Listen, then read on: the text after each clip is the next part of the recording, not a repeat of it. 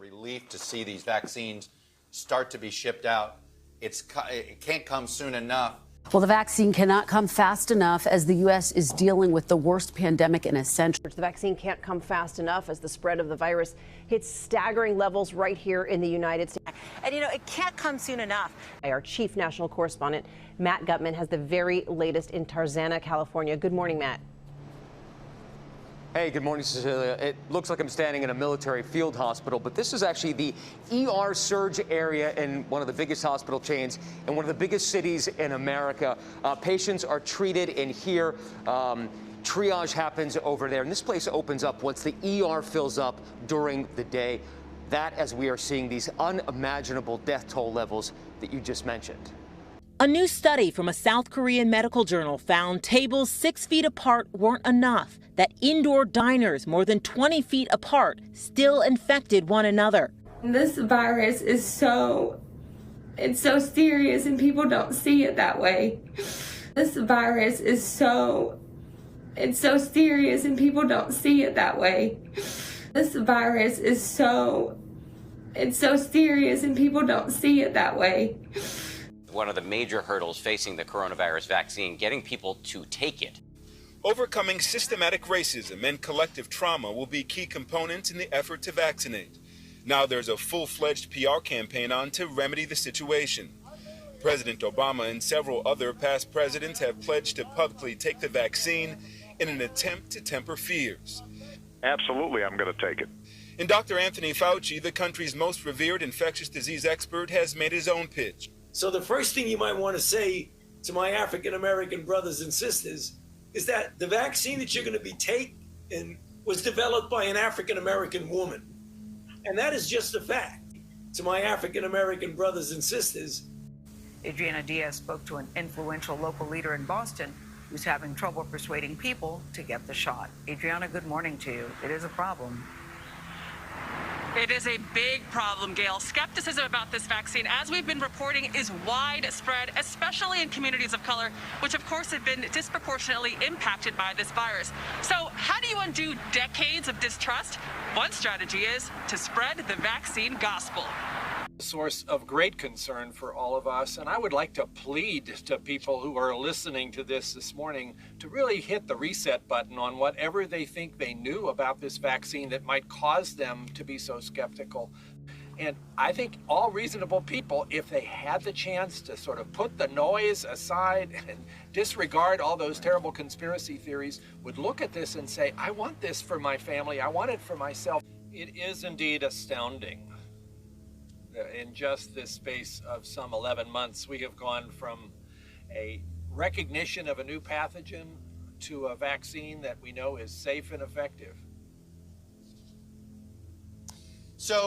To a vaccine that we know is safe and effective. Married 49 years, dying just 3 days apart. In their obituary, their children saying, in lieu of flowers, the family requests you simply wear a mask. If people would just wear masks and would just have an ounce of consideration for other people, maybe things wouldn't be so bad and we wouldn't be sitting here, having lost both of our parents. Tonight, the debate's still raging over lockdowns. Tempers boiling over in Boise, Idaho. During a COVID health meeting, the commissioner overseeing the community safety had her own home targeted by protesters. Lock down La Chiondo's house.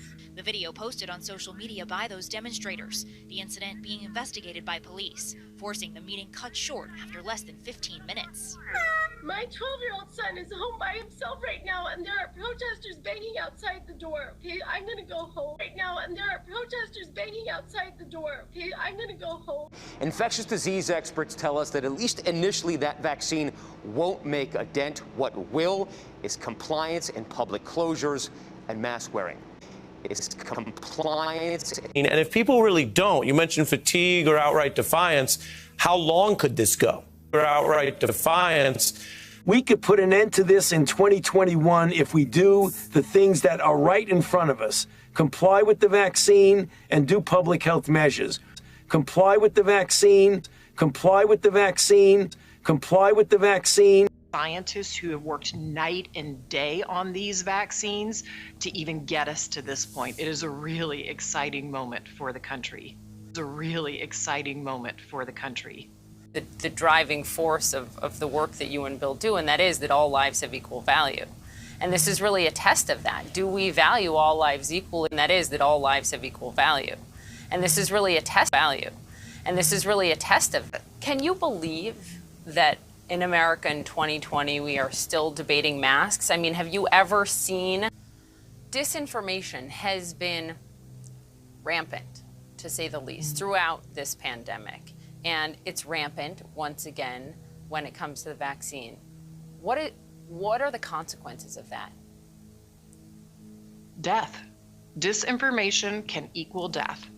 So if you don't do the right things to keep yourself safe, you or a loved one may die. And that's why it's so discouraging to see so much disinformation spread out there. What I tell everybody is ask your doctor. He or she knows what's best for you or your family. That's where you go for credible information, not the internet, not the internet. But do the social media companies, Facebook, YouTube, Twitter, on and on, have a responsibility to do more right now, Melinda, in terms of getting this misinformation, this disinformation off their platforms? They absolutely have a responsibility. Anybody who's spreading information in society has a responsibility to spread that information safely and equitably. And so, I think a bit the internet and the rise of social media has happened so quickly that really the regulations and the good policy making hasn't stayed out in front of it. And quite frankly, it needs to catch up. The plan is coming together to get this vaccine out. So it's a tragedy. The plan, it's a tragedy, but for the entire world, it'll probably be out sometime in 2022 before we really get the coverage levels that we need to drop the numbers to be either tiny or zero. To be either tiny or zero. Because the U.S. has always been the leader in these health issues, HIV, malaria, the U.S. government. Even before we conquer COVID, Gates is already talking about combating the next global disease outbreak. It's a tragedy